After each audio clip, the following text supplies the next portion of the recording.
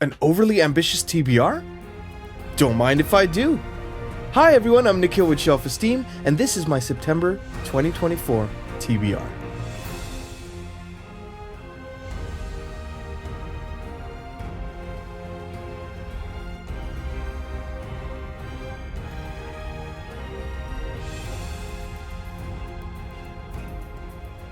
Hey everyone, welcome back to the channel. I am Nikhil with Shelf-Esteem. I'm a composer, now also a booktuber. You can find my music in the Wheel of Time Season 2, His Dark Material Season 3, and the official Brent Weeks companion album for series Lightbringer that came out last year.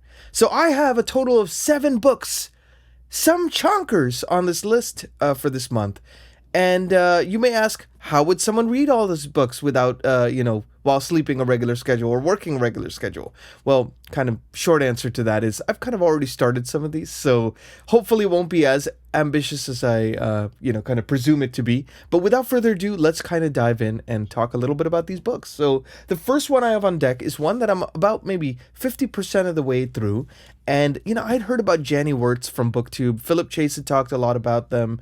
Joanna Reed's wonderful channel as well has talked a lot about Janny Wirtz's wonderful books. The Wars of Light and Shadow is kind of her centerpiece series. And I didn't want to go so ambitious right on the outset from discovering a new author. So I figured I'd try a standalone instead just to see if I really liked her style and, kind of her prose and everything. And I chose To Ride Hell's Chasm. So I am about 40% of the way through this book already. It's quite dense, I must say, and it's one that you want to take your time reading and really kind of digest what you're reading. But it's a kind of a simple storyline right at the outset, like a princess vanishes and, they have to go save her. Or has she vanished? Has she been kidnapped? Or has she run away? Is there something more nefarious at play? Kind of cool. A bit more traditional fantasy, talking about prejudices that certain characters are facing and kind of how they try to overcome that. Very interesting, kind of in the context of traditional fantasy. And also, I felt like her prose, even though it's dense, is not hard to get through. It's not hard to read. It's not, so certain things in like Malazan, Book of the Fallen, right? Where you're reading it and you kind of go like, what am I reading right now? I didn't feel that at any point with this book, which is kind of nice. So I've been really enjoying it so far. I'm really looking forward to continuing the journey. And this is going to be one of my priority books for this month. So I'll be able to finish this probably in a few days. I'm not too kind of concerned about that. So I'm really looking forward to kind of going forth with this one. This is the first one on deck. Let me know if you read it in the comments or if you've read The Wars of Light and Shadow, because I've been thinking about doing a read-along on the channel and maybe starting a Discord channel to kind of keep track of our progress and reading through the 11-book series over the course of, say, a year and a half or something, if that's not too ambitious. Let me know if you'd be interested in that in the comments as well. I'm going to take a community poll and would love to hear your thoughts on that. So that was the first one.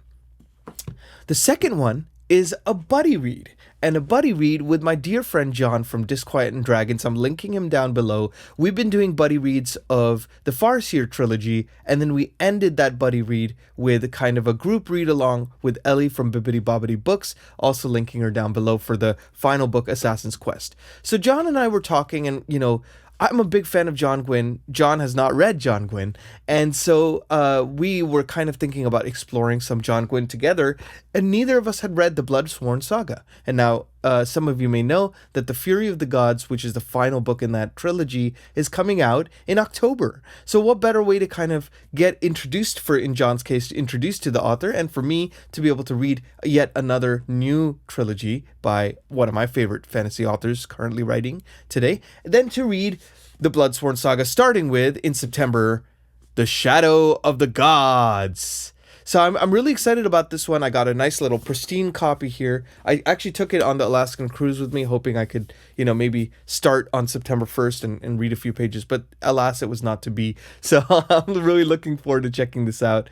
Let me know in the comments if you've read this. I think what we're going to do is we're going to read this one in September. We're going to read The Hunger of the Gods, the sequel, in October. And then I know, Fury of the Gods is going to come out in October, but we're going to read that together in November. So that's kind of our plan for the channel. Let me know what you think about that. But this is the second book. Really excited about it. I'm going to quickly read the back flap. So if you don't know much about the Bloodsworn Saga or about this book, you can kind of get a sense of what it is. So, when the gods fought, it was a battle so savage they destroyed themselves, leaving nothing but their bones and the broken land of Vigrid in their wake. Now, as whispers of war echo from the fjords and across the plains, fate follows in the footsteps of three warriors, a huntress on a perilous quest, a noblewoman pursuing battle fame, and a thrall seeking retribution among the mercenaries known as the Bloodsworn. All three will change the course of the world as it once more falls under the shadow of the gods. Epic fantasy. And I love John Gwynne's work. If you haven't read John Gwynne, he's kind of, it's much more, I would say PG-13 than say Song of Ice and Fire, but it's got that kind of a style. And every chapter, I remember, at least in the Faithful and the Fallen saga, his first kind of series was like a few pages long. So it really reads kind of like a thriller in a way, which is really cool for fantasy. So nice little juxtaposition to Jenny Wirtz's more dense, prose-heavy kind of book. So that's my second pick for this month. The third pick is kind of a cheat because I started this on September 1st, I believe it was, and I'm already a third of the way through. And of course, I'm on my Stephen King read right now, trying to read every book of his. I've read, I think, 46 or 47. Got to double check my list. But this one was on deck because, you all kindly recommended Different Seasons as the book I should read last month. And I'm going to be doing a review of that very soon. But you'd also said that, some of you had said, I really want you to read Dreamcatcher. And I didn't want to leave you in the lurch. So I figured now's a better time than any to read Dreamcatcher. And it's been kind of nice because I've been listening to like ambient woods and forest kind of sounds while reading it, which kind of helps turn my brain off, especially like after a long day, I'm tired and I kind of want something to distract my brain so that I could actually focus and my mind's not going everywhere. So that's kind of my way of turning my mind off and turning it back onto the books. But Dreamcatcher is a very interesting book. I had heard kind of mixed things about this and more on the negative side. And honestly, I'm a third of the way through and I'm riveted. I don't see the hate that this book gets. Now, I will say, if you're squeamish about body horror, definitely best left unread because this is pretty gross, I would say. There's a lot of flatulence in this book for some reason, and a lot of number twos for lack of a better word. But it is very interesting at the core. It's kind of a coming of age story. It's about four friends and kind of the bond they made from when they were kids, and you see them now grown up and they're facing trials and tribulations together. That aspect of the story I'm loving. The body horror, not so much, but the aspect I like is so riveting that I'm willing to kind of just, I would say shut my eyes like you do in a movie, but I don't know, maybe shut my brain and read those more graphic parts. But great book so far. I'm really looking forward to continuing on this journey. So that's the third book I'm going to be reading. The fourth book is one I don't have a copy of physically. I actually have it on digital. I'd gotten, all three books in this trilogy on sale a few months ago. And so I've been really looking forward to diving into it. And of course, that's, I've been really looking forward to diving into it. It's from our very own Philip Chase, who has a wonderful Booktube channel. I also linked his down below. If you haven't checked it out, I love watching his videos, and I just love the spirit by which he kind of loves books and creates a fantasy community. He's just a wonderful guy and a wonderful booktuber. So I'm very excited to check out the Idan trilogy. Now, I got all these on sale when they went on sale a few months ago, and I got the whole trilogy on Kindle. So I'm really looking forward to checking those out. I'm going to start with The Way of Idan in September, and it doesn't look like it's too big a book. I think it's a few hundred pages, and it's something that I think I could really enjoy amongst these other fantasy books I'm reading. And so I'm going to kind of read the description I see here on Amazon for you all in case you want to check it out. And of course, like all of these, I'm leaving a link in the description so you can purchase your copy if you feel so inclined, and to support a fellow booktuber and to read some new great fantasy. So here is, without further ado, the description. So, holy war, magic rooted in empathy and transcendence, fantasy creatures as never seen before. The kingdom of Eternal will awake when the way of Idan holds sway over the Irminland. Irminland. So say the prophecies. With unrivaled power in the gift, the supreme priest Bledla leads Torlund and its mighty army to convert rival kingdoms by the sword and by the fang.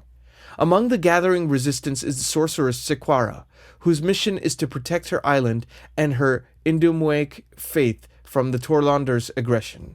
As holy war looms over the kingdoms of Irminland, a chance encounter bestows a terrible curse upon a young man.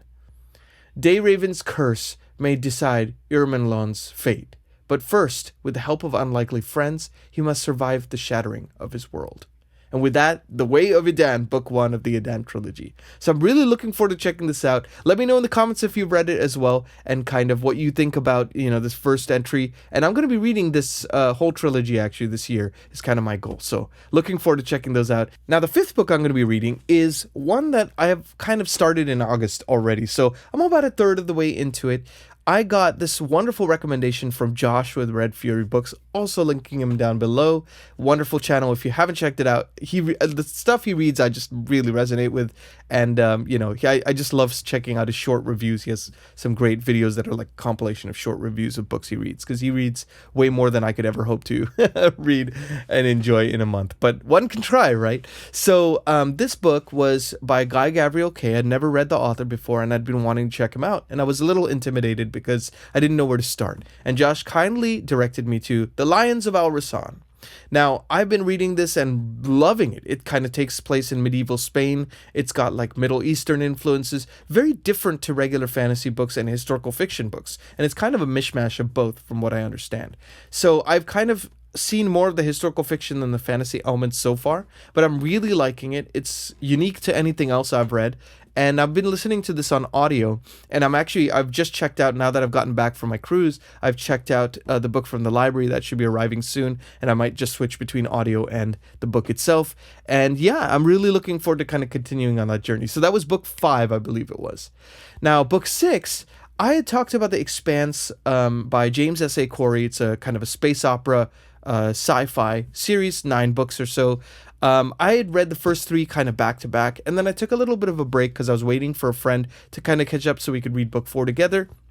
So now I'm going to be reading Chabola Burn, book 4 of the Expanse series. Now, I've heard this is kind of marks a turning point in the series where it changes from more of like kind of a heist sci-fi thing to something that feels more like a grander space opera. I'm curious to see how that goes, because I've spoken to some friends of the channel who loved that direction and some others who hated that direction. So I'm curious to see how I feel about it. And I think it's finally time I jump back on the Expanse train and kind of start making my way through that series. So that is book 6 that I'm going to be reading. Now, book 7 is kind of a cheat, because I think I mentioned in a previous weekly update that I got this massive tome, and it's 1,100 pages, and the font is like this, but it is riveting, and I want to take my time with it. I don't want to rush it. It is a book that might rival James Clavell's Shogun for Book of the Year this year, and that is James Michener's Alaska. Went to Alaska, had to get a book about it, right? And this kind of charts Alaska's formation from 1 billion years ago to 1950s Alaska, and it's like, what, not ambitious at all, right? But, you get to see stuff from the POVs of a woolly mammoth defending her family to the people who are attacking the woolly mammoth, and then kind of the Eskimos, and like looking at humans from 29,000 years ago onwards as Alaska, and the people, and the animals that inhabit the land evolve along with the land itself. Really fascinating book. I'm loving it. This is a book, the reason why I call it a cheat is because I'm not planning on finishing this in September or maybe even in October. I think I'm going to take a few months on it because I have all these other books I'm reading. This wasn't in the plans, but I just picked it up on a whim at a local bookstore in Skagway, Alaska, and I thought, I wanted to support a local bookstore. I wanted to read something like this on a cruise ship while we're going through the glaciers. Thought that would be really cool, and man, I'm glad I did. And, I just want to take my time with it. I don't want to rush these things.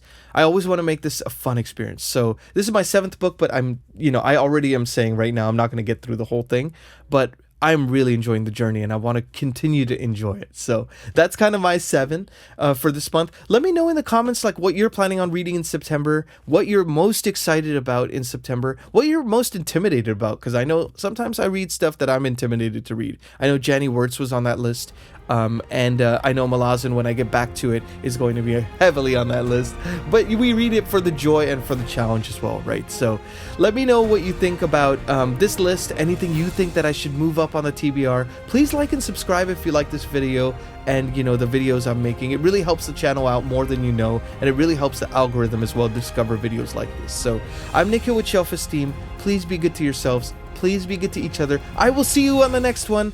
Take care.